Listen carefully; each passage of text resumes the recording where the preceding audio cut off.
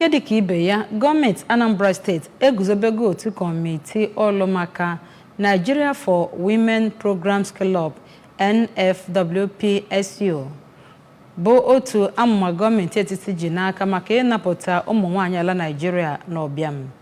Gọvanọ Chukwuma eguzobere otu Komitii a bụ nke bụ otu n'ime ihe ndị a chọrọ maka steeti itozu etozu maka ya bụ amụma Nigeria for Women Programs Club NFWPSU bụ nke mere n'obi gọọmenti dị n'Ọka. Onye nta akụkọ anyị n'obi gọọmenti bụkwa Emmanuel Okonkwo kọrọ akụkọ a ka o si wee gaa.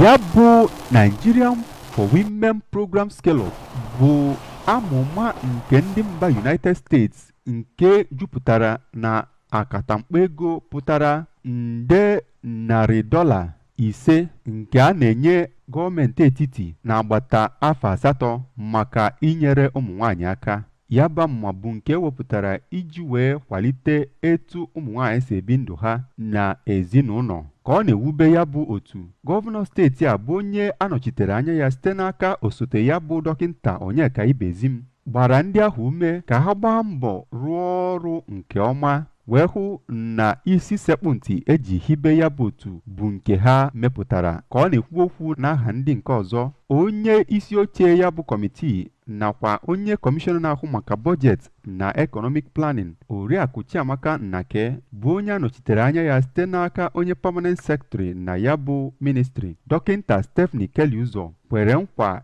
ijere ọha ozi nke ọma.